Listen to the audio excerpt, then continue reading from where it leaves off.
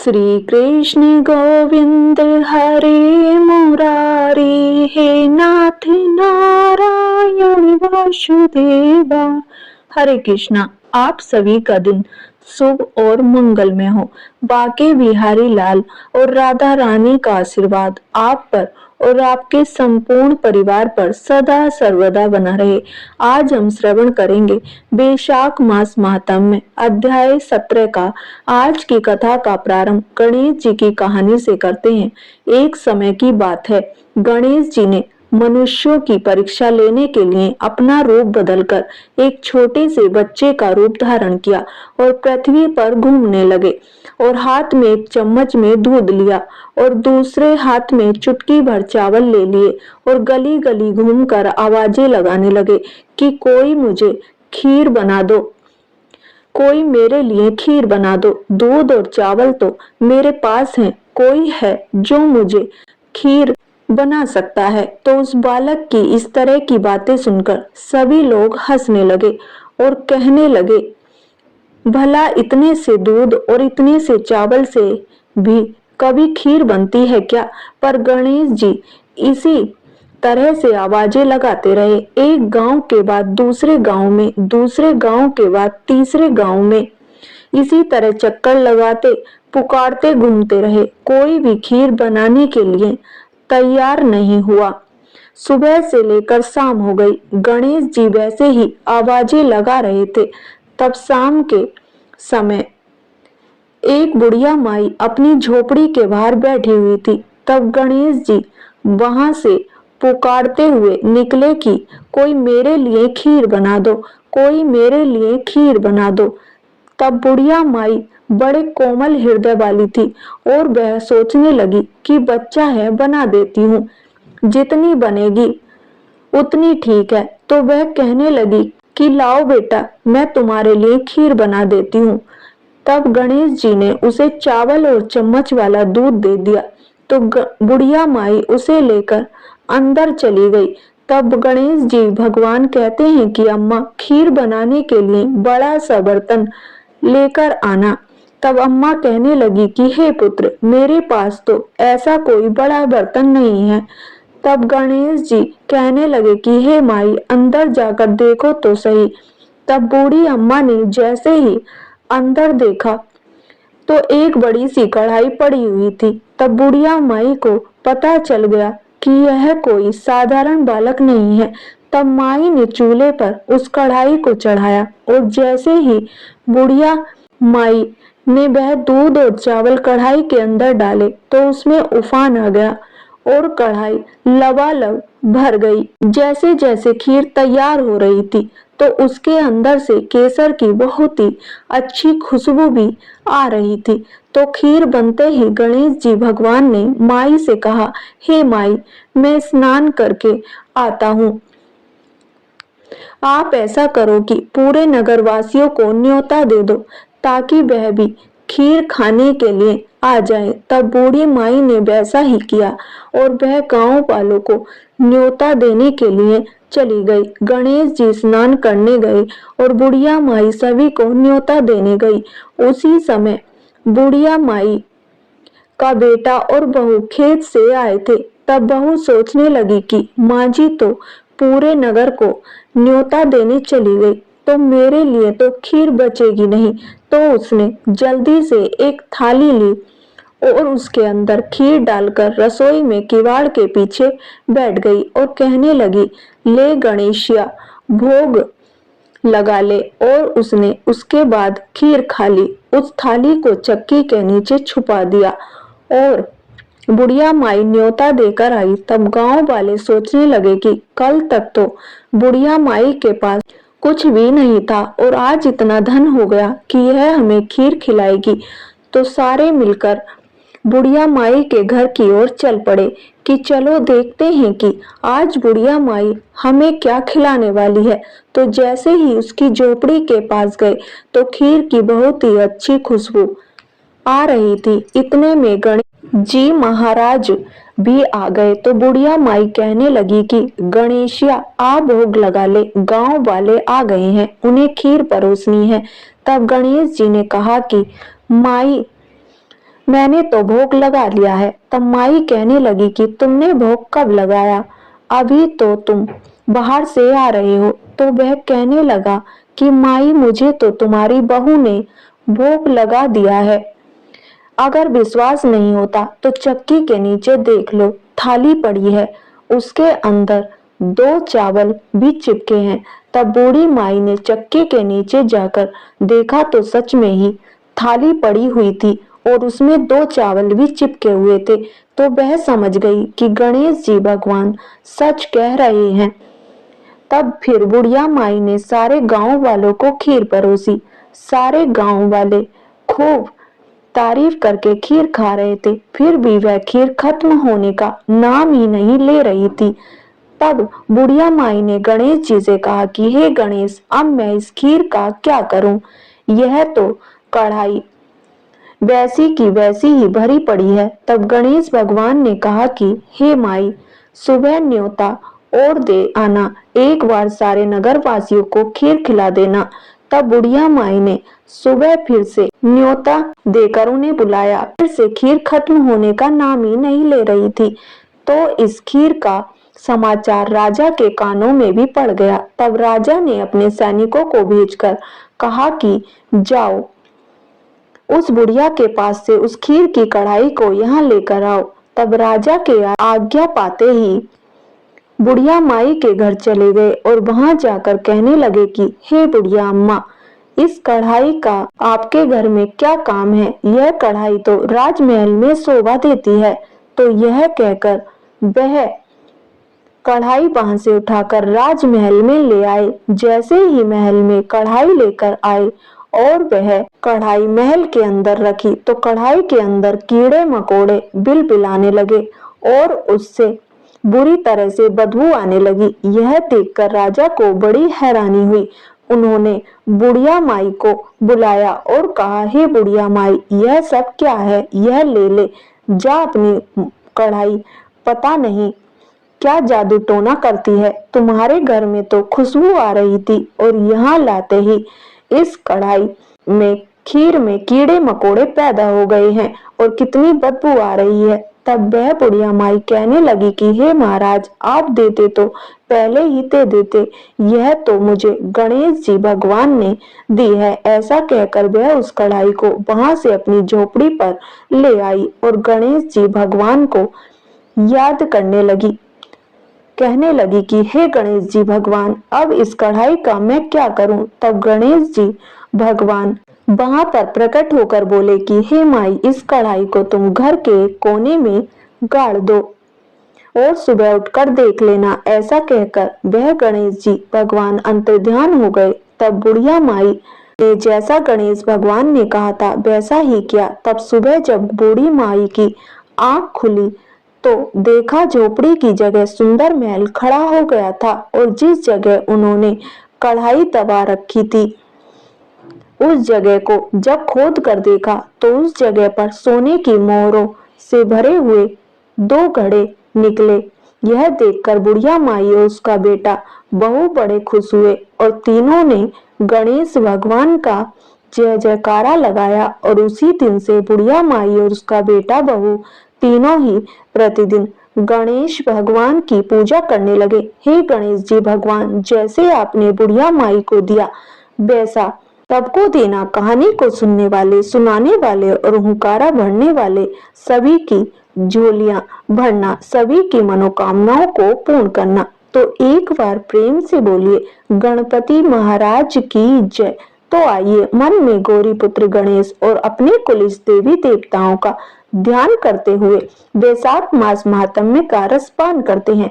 पिछले अध्याय में श्री शुद्धदेव जी महाराज ने मिथिलापति के राजा को राजा हेमकांत की कथा सुनाई कि कैसे सिर्फ छत्रदान के प्रभाव से उन्हें ब्रह्म हत्या के महापाप से मुक्ति मिली थी। और आज हम इस अध्याय में राजा कीर्तिमान की कथा सुनेंगे। मिथिलापति ने पूछा, हे ब्राह्मण, जब वैशाख मास के धर्म अत्यधिक सुलभ पुण्य राशि प्रदान करने वाले भगवान विष्णु के लिए प्रीति कारक चारों पुरुषार्थों की तत्काल ही सिद्धि करने वाले सनातन और वेदोक्त हैं, तब संसार में उनकी प्रसिद्धि कैसे नहीं हुई। शुकदेव जी ने कहा कि हे राजन, इस पृथ्वी पर लौकिक कामना रखने वाले ही मनुष्य बहुत अधिक हैं। उनमें से कुछ राजस और कुछ तामस हैं। वे लोग इस संसार के भोगों तथा पुत्र पौत्र आदि संपदाओं की ही अभिलाषा रखते हैं। कहीं किसी प्रकार कभी बड़ी कठिनाई से कोई एक मनुष्य ऐसा मिलता है जो स्वर्ग लोक के लिए प्रयत्न करता है और इसलिए वह यज्ञ आदि पुण्य कर्मों का अनुष्ठान बड़े ही प्रयत्न से करता है, परंतु मोक्ष की उपासना प्राय कोई नहीं करता। तुच्छ आशाएं लेकर बहुत से कर्मों का आयोजन करने वाले लोग प्राय काम्य कर्मों के ही उपासक हैं। यही कारण है कि संसार में राजस और तामस धर्म अधिक विख्यात हो गए, परंतु सात्विक धर्मों की प्रसिद्धि नहीं हुई। ये सात्विक धर्म भगवान विष्णु को प्रसन्न करने वाले हैं, निष्काम भाव से किए जाते हैं और इस लोक तथा परलोक में सुख प्रदान करते हैं। देव माया से मोहित होने के कारण मूल मनुष्य इन धर्मों को जानने ही नहीं है। पूर्व काल की बात है, काशीपुरी में कीर्तिमान नाम से विख्यात एक चक्रवर्ती राजा थे। वे इवाकू वंश के भूषण तथा महाराज निरग के पुत्र थे। संसार में उनका बड़ा ही यश था। वे अपनी इंद्रियों पर और क्रोध पर विजय पा चुके थे। ब्राह्मणों के प्रति उनके मन में बड़ी ही भक्ति थी। राजाओं में उनका स्थान बहुत ऊंचा था। एक दिन वे मृज्ञा में आसक्त होकर महर्षि वशिष्ठ के आश्रम पर आए। बैसाख की चिलचिलाती हुई धूप में यात्रा करते हुए राजा ने रास्ते में देखा कि महात्मा वशिष्ठ के शिष्य जगह जगह अनेक प्रकार के कार्यों में विशेष तत्परता के साथ संलग्न थे। वे कहीं पे गौशाला बनाते थे, कहीं पर छाया मंडल, किनारे पर झरनों के जल को रोककर स्वच्छ बावली बनाते थे और कहीं पर वृक्षों के नीचे बैठे हुए लोगों को वे पंखा डुलाकर हवा करते थे। कहीं ओख देते, कहीं सुगंधित पदार्थ भेंट करते, कहीं फल देते थे। दोपहरी में लोगों को छाता देते और संध्या के समय शरबत देते। कोई शिष्य घनी छाया वाले वन में झाड़ बुहार कर साफ किए हुए आश्रम के प्रांगणों थे हितकारक बालूका बिछाते थे और कुछ लोग वृक्षों की शाखा में झूला लटकाते थे। उन्हें देखकर राजा ने पूछा कि आप लोग कौन हैं? फिर उन्होंने उत्तर दिया कि हम लोग महर्षि वशिष्ठ के शिष्य हैं। फिर राजा ने पूछा कि यह सब क्या हो रहा है?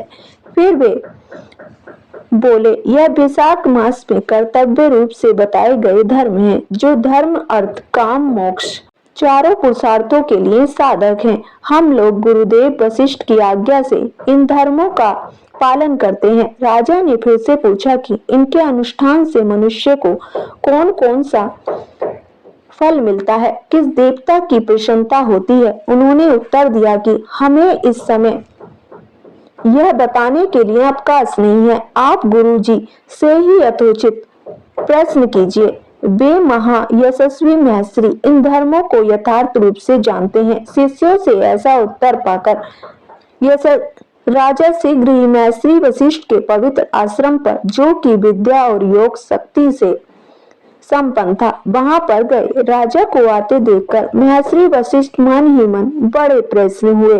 उन्होंने सेवकों सहित महात्मा राजा का विधि पूर्वक आतिथ्य सत्कार किया। जब वे आराम से बैठ गए, तब गुरु वशिष्ठ से प्रसन्नता पूर्वक बोले, हे भगवान, मैंने रास्ते में आपके शिष्यों द्वारा परम आश्चर्य में शुभ कर्मों का अनुष्ठान होते देखा है, किंतु उसके संबंध में जब मैंने प्रश्न किया, तब उन्होंने दूसरी कोई बात न बताकर आपके पास जाने की आज्ञा दी। उनकी आज्ञा के अनुसार मैं इस समय आपके पास आया हूँ।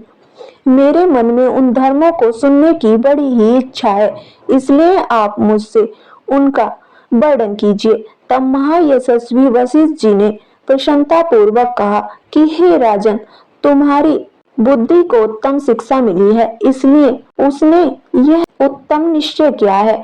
भगवान विष्णु की कथा के श्रवण और भगवान धर्मों के अनुष्ठान में जो तुम्हारी बुद्धि की अत्यधिक प्रवृत्ति हुई है, यह तुम्हारे किसी पुण्य का ही फल है। जिसने बैसाख मास में बताए हुए माँ धर्मों के द्वारा भगवान श्री हरि की आराधना की है, उसके उन धर्मों से भगवान बहुत संतुष्ट होते हैं और उसे मनोवांछित वस्तु प्रदान करते हैं।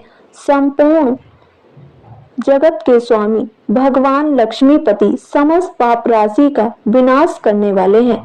वे सूक्ष्म धर्मों से प्रसन्न होते हैं, केवल परिश्रम और धन से नहीं। भगवान विष्णु भक्ति से पूजित होने पर अभिष्ट वस्तु प्रदान करते हैं, इसलिए सदा भगवान विष्णु की भक्ति करनी चाहिए। जगदीश्वर श्री हरि जल से भी पूजा करने पर अशेष क्लेश का नाश करते और शीघ्र ही प्रसन्न होते हैं। बैसाख मास में बताए हुए यह धर्म थोड़े से परिश्रम द्वारा साध्य होने पर भी भगवान विष्णु के लिए प्रीति कारक एवं शुभ होने के कारण अधिक व्यय से सिद्ध होने वाले बड़े बड़े यज्ञ आदि कर्मों का भी तिरस्कार करने वाले हैं। इसलिए हे भोपाल, तुम भी बैसाख मास में बताए हुए धर्मों का पालन करो और तुम्हारे राज्य में निवास करने वाले अन्य सब लोगों से भी उन कल्याणकारी धर्मों का पालन कराओ। हे प्रिय भक्तों, इस प्रकार से बैसाख धर्म के पालन की आवश्यकता को शास्त्रों और युक्तियों से भलीभांति सिद्ध करके वशिष्ठ जी ने बैसाख मास के सब धर्मों का राजा के सामने वर्णन किया। उन सब धर्मों को सुनकर राजा ने गुरु का भक्ति भाव से पूजन किया और घर आकर वे सब धर्मों का विधि पूर्वक पालन करने लगे। देवादिदेव भगवान विष्णु में भक्ति रखते हुए राजा कीर्तिमान देवेश्वर पद्मनाथ के अतिरिक्त और किसी भी देवता को नहीं देखते थे।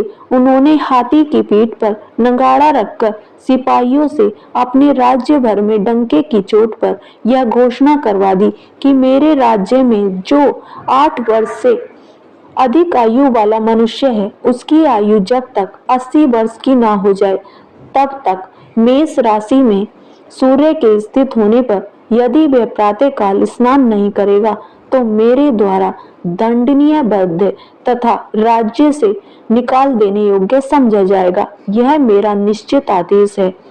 पिता, पुत्र, पत्नी अथवा सहज जो कोई भी बैसाख धर्म का पालन नहीं करेगा, वह चोर की भांति दंड का पात्र समझा जाएगा।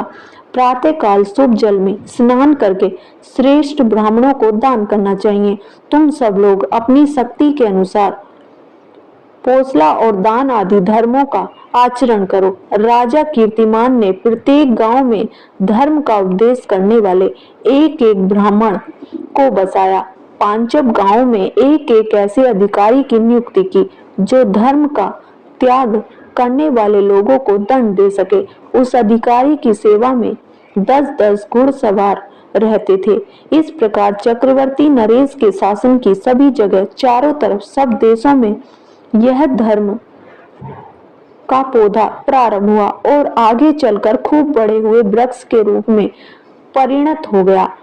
उस राजा के राज्य में जो लोग मर जाते थे वे भगवान विष्णु के धाम में जाते थे। वहां के मनुष्यों को विष्णु लोक की प्राप्ति निश्चित थी। एक बार भी बैसाख स्नान पर कर लेने से मनुष्य यमराज के पास नहीं जाता। अपने धर्मानुकूल कार्य में स्थित हुए सब लोगों के विष्णु लोक में चले जाने से यमपुरी के सब नरक खाली हो गए। वहाँ एक भी पापी प्राणी नहीं रह गया। बैसाख मास के प्रभाव से यमपुरी के मार्ग की यात्रा ही बंद हो गई। सब मनुष्य दिव्य आकृति धारण करके भगवान के धाम में जाने लगे। देवताओं के जो लोक हैं वे सब भी शून्य हो गए। स्वर्ग और नरक दोनों के शून्य हो जाने पर एक दिन नारद जी ने धर्मराज के पास जाकर कहा कि हे धर्मराज, आपके इस नरक में अब पहले जैसा कोलाहल नहीं सुनाई पड़ता और पहले की तरह पाप कर्मों का लेखा भी नहीं लिखा जा रहा। चित्रगुप्त जी तो ऐसे मौन भाव से बैठे हुए हैं जैसे कोई मुनि हो। हे महाराज, इसका कारण तो बताइए। महात्मा नारद के ऐसा कहने पर राजा यमराज ने कुछ दीनता के स्वर में कहा, हे नारद, इस समय पृथ्वी पर जो यह राजा राज्य करता है वह पुरुषोत्तम भगवान विष्णु का बड़ा भक्त है। उसके भय से कोई भी मनुष्य कभी वैशाख मास का उल्लंघन नहीं करता। उस पूर्ण कर्म के प्रभाव से सभी भगवान विष्णु के परम धाम में चले जाते हैं। हे मुनि श्रेष्ठ, उस राजा ने इस समय मेरे लोक का मार्ग लुप्त सा कर रखा है, स्वर्ग और नर्क दोनों को शून्य बना दिया है। अतः ब्रह्मा जी के पास जाकर यह सब समझकर उनसे निवेदन करके तभी मैं स्वस्थ होऊंगा, ऐसा निश्चय करके यमराज ब्रह्मा जी के लोक में गए और वहां बैठे हुए उन ब्रह्मा जी का दर्शन किया, जिनका आश्रय ध्रुव है, जो इस जगत के बीच तथा सब लोकों के पितामह है। समस्त लोकपाल, दिक्पाल तथा देवता जिनकी उपासना करते हैं। ब्रह्मा जी ने यमराज को देखा और यमराज ब्रह्मा जी के आगे पृथ्वी पर गिर पड़े।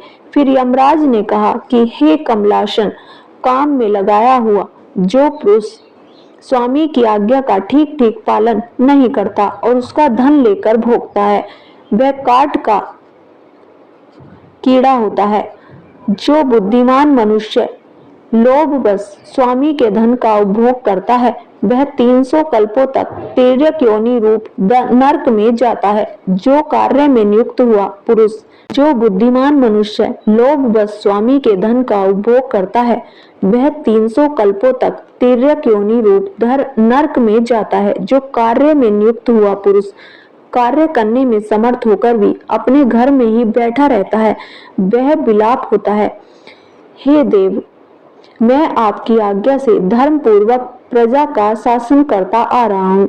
मैं अब तक मुनियों और धर्म शास्त्रों के कथन अनुसार पुण्य आत्मा को पुण्य के फल से और पाप आत्मा को पाप के फल से संयुक्त किया करता था, परंतु अब आपकी आज्ञा का पालन करने में मैं असमर्थ हो गया हूँ। कीर्तिमान के राज्य में सभी लोग वैशाख मासोक्त पुण्य कर्मों का अनुष्ठान करके पितरों और पितामहों के साथ वैकुंठ धाम में चले जाते हैं। उनके मरे हुए पितृ और माता आदि भी विष्णु लोक में चले जाते हैं। इतना ही नहीं, पत्नी के पिता, ससुर आदि भी मेरे लेख को मिटाकर विष्णु लोक में चले जाते हैं। हे देव, बड़े बड़े यज्ञों द्वारा भी मनुष्य वैसी गति नहीं पाता जैसी वैशाख मास में मिल रही है।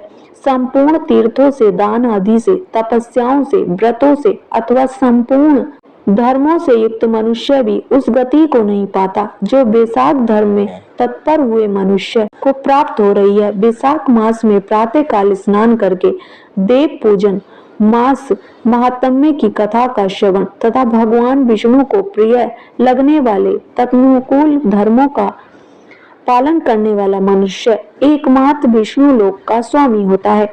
और जगतपति भगवान विष्णु के लोक की तो मेरी समझ में कोई सीमा ही नहीं है, क्योंकि सब ओर से कोटि कोटि प्राणियों का समुदाय वहां पहुंच रहा है तो भी वह बढ़ता नहीं है। इस संसार में पवित्र और अपवित्र सभी लोग राजा की आज्ञा से वैशाख मास के धर्म का पालन करके विष्णु लोक को जा रहे हैं। हे लोकनाथ, उसकी प्रेरणा से संस्कारहीन मनुष्य भी वैशाख मास स्नान मात्र से वैकुंठ धाम में चले जाते हैं। वह केवल भगवान विष्णु के चरणों की शरण लेने वाला है।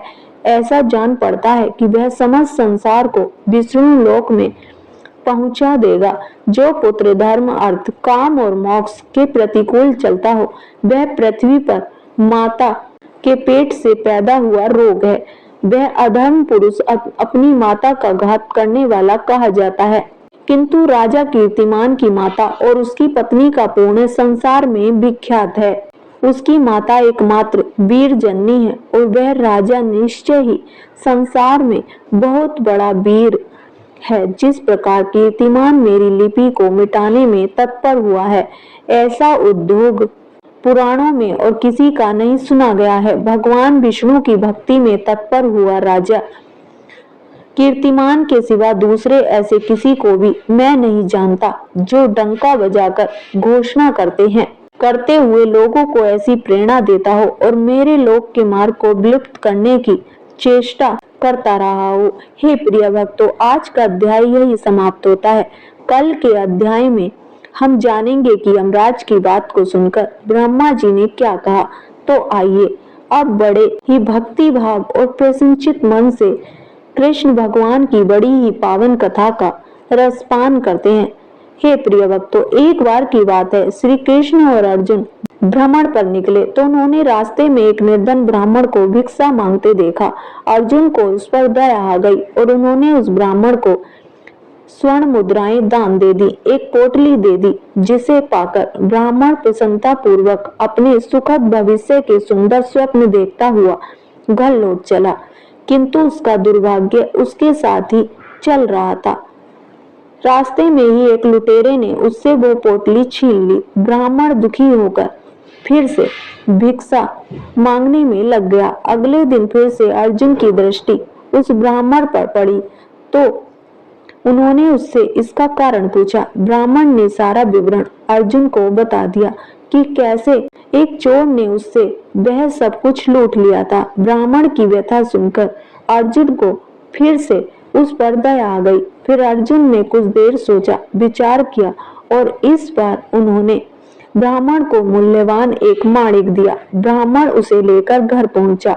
उसके घर में एक पुराना घड़ा था जो बहुत समय से ऐसे ही रखा हुआ था, उसका इस्तेमाल नहीं कर रहे थे। ब्राह्मण ने चोरी होने के भय से माणिक उस घड़े में छुपा दी, किंतु उसका दुर्भाग्य देखिए, दिन भर का थका मांदा होने के कारण उसे नींद आ गई। इसी बीच ब्राह्मण की पत्नी नदी में जल लेने चली गई, किंतु रास्ते में ही उसका घड़ा टूट गया। फिर उसने सोचा कि घर में जो पुराना घड़ा पड़ा है उसे ले आती हूँ। ऐसा विचार करके वह घर लौटी और उस पुराने घड़े को लेकर चली गई और जैसे ही उसने घड़े को नदी में डुबोया, वह माणिक भी जल की धारा के साथ बह गया। ब्राह्मण को जब यह बात पता चली तो वह अपने भाग्य को कोसता हुआ फिर से भिक्षा मांगने में लग गया। अर्जुन और श्री कृष्ण ने जब फिर से उसे इस दरिद्र अवस्था में देखा तो जाकर उसका कारण पूछा। सारा वृतांत सुनकर अर्जुन को बड़ी ही हताशा हुई और मन ही मन सोचने लगे कि इस अभाग्य ब्राह्मण के जीवन में कभी भी सुख नहीं आ सकता। हे प्रिय भक्तों, अब यहाँ से प्रभु की लीला प्रारंभ हुई। उन्होंने उस ब्राह्मण को 2 पैसे दान में दिए। तब अर्जुन ने उससे पूछा कि हे प्रभु, मेरी दी मुद्राएं और माणिक भी इस अभाग्य की दरिद्रता नहीं मिटा सके, तो इन 2 पैसों से इसका क्या होगा। यह सुनकर प्रभु बस मुस्कुरा दिए और अर्जुन ने उस ब्राह्मण के पीछे जाने को कहा। रास्ते में ब्राह्मण सोचता हुआ जा रहा था कि इन 2 पैसों से तो एक व्यक्ति के लिए भी भोजन नहीं आएगा। प्रभु ने उसे इतना तुच्छ धन क्यों दिया, प्रभु की यह कैसी लीला है। ऐसा सोचता हुआ वह चला जा रहा था। उसकी दृष्टि एक मछुआरे पर पड़ी। फिर उसने देखा कि मछुआरे के जाल में एक मछली फंसी हुई है और वह छूटने के लिए तड़प रही है। ब्राह्मण को उस मछली पर दया आ गई। उसने सोचा, इन 2 पैसों से पेट की आग तो बुझेगी नहीं, क्यों ना इस मछली के प्राण ही बचा लिए जाएं। यह सोचकर उसने 2 पैसे में उस मछली का सौदा कर लिया और मछली को अपने कमंडलों में डाल लिया। फिर उसने कमंडलों में जल भरा और मछली को नदी में छोड़ने के लिए चल पड़ा। तभी मछली के मुंह से कुछ निकला। उस निर्धन ब्राह्मण ने देखा कि वही माणिक था जो उसने घड़े में छुपाया था। ब्राह्मण प्रसन्नता के मारे चिल्लाने लगा, मिल गया, मिल गया। तभी भाग्यवश वह लुटेरा भी वहां से गुजर रहा था जिसने ब्राह्मण की मुद्राएं लूटी थी। उसने ब्राह्मण को चिल्लाते हुए सुना कि मिल गया, मिल गया। लुटेरा डर गया। उसने सोचा कि ब्राह्मण उसे पहचान गया है और इसलिए चिल्ला रहा है। अब जाकर वह राज दरबार में उसकी शिकायत कर देगा। इससे डरकर वह ब्राह्मण से रोते हुए क्षमा मांगने लगा और उस लुटेरे ने ब्राह्मण की लूटी हुई सारी मुद्राएं भी उसे वापस कर दी। यह देखकर अर्जुन प्रभु के आगे नतमस्तक हुए बिना रह नहीं सके। अर्जुन बोले कि हे प्रभु, यह कैसी लीला है जो काम थैली पर स्वर्ण मुद्राएं और मूल्यवान माणिक नहीं कर सका, वह आपके 2 पैसों ने कर दिखाया। श्री कृष्ण ने कहा कि अर्जुन, यह अपनी सोच का अंतर है। जब तुमने उस निर्धन को थैली भर स्वर्ण मुद्राएं और मूल्यवान माणिक दिया, तब उसने मात्र अपने सुख के विषय में सोचा, सिर्फ अपने बारे में, अपने भविष्य के बारे में सोचा। लेकिन जब मैंने उसको 2 पैसे दिए, तब उसने दूसरे के दुख के विषय में सोचा। इसलिए हे अर्जुन, सत्य तो यही है कि जब आप दूसरों के दुख के विषय में सोचते हैं, जब आप दूसरे का भला कर रहे होते हैं, तब आप ईश्वर का कार्य कर रहे होते हैं और तब ईश्वर आपके साथ होते हैं। अपनासक स्रोत के बारे में महात्मा पुष्कर कहते हैं कि मनुष्य की मलिनता बस चोरी, हत्या और स्त्री कमन आदि विभिन्न पाप करता है, पर जब मन बहुत शुद्ध होता है तब उसे इन पापों से मुक्ति की इच्छा होती है। उस समय भगवान नारायण की दिव्य स्तुति करने से समस्त पापों का प्रायश्चित पूर्ण होता है। इसलिए इस दिव्य स्रोत का नाम समस्त पाप नाशक स्रोत है। तो आइए पूरे प्रसन्नचित्त मन से इसे श्रवण करते हैं। पुष्कर जी बोले, सर्वव्यापी विष्णु को सदा नमस्कार है। श्री हरि विष्णु को नमस्कार है। मैं अपने चित्त में स्थित सर्वव्यापी अहंकार शून्य श्री हरि को नमस्कार करता हूँ। मैं अपने मानस में विराजमान अव्यक्त अनंत और अपराजित परमेश्वर को नमस्कार करता हूँ। सबके पूजनीय, जन्म और मरण से रहित प्रभावशाली श्री विष्णु को नमस्कार है। विष्णु मेरे चित्त में निवास करते हैं। विष्णु मेरे बुद्धि में विराजमान है। विष्णु मेरे अहंकार में प्रतिष्ठित हैं और विष्णु मुझ में भी स्थित हैं। वे श्री विष्णु ही चराचर प्राणियों के कर्मों के रूप में स्थित हैं। उनके चिंतन से मेरे पाप का विनाश हो। जो ध्यान करने पर पापों का हरण करते हैं और भावना करने से स्वप्न में दर्शन देते हैं। इंद्र के अनुज शरणागत जनों का दुख दूर करने वाले उन पापाश्री विष्णु को मैं नमस्कार करता हूँ।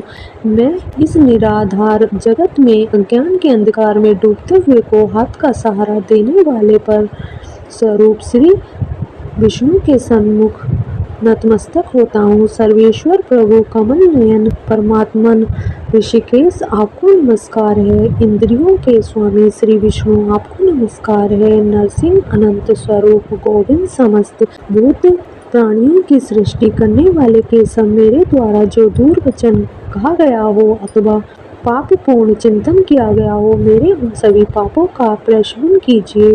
आपको नमस्कार है। हे केशव, अपने मन के वश में होकर मैंने जो न करने योग्य अत्यंत उग्र पाप पूर्ण चिंतन किया है, उसे शांत कीजिए। परमार्थ परायण ब्राह्मण प्रिय गोविंद, अपनी मर्यादा से कभी च्युत न होने वाले जगन्नाथ, जगत का भरण पोषण करने वाले देवेश्वर, मेरे पाप का विनाश कीजिए। मैंने मध्याह्न, अपराह्न, सायंकाल, रात्रि के समय जानते हुए अथवा अनजाने शरीर, मन एवं वाणी द्वारा जो पाप किया हो, आपके इन तीनों नामों पुंडरीकाक्ष, ऋषिकेश और माधव, इन तीनों नामों के उच्चारण से मेरे भी सभी पाप क्षीण हो जाएं। हे कमल नयन, हे लक्ष्मीपति, इंद्रियों के स्वामी माधव, आज आप मेरे शरीर एवं वाणी द्वारा किए हुए पापों का हनन कीजिए। आज मैंने सोते, खाते, खड़े, चलते अथवा जागते हुए मन, वाणी और शरीर से जो भी नीच योनि एवं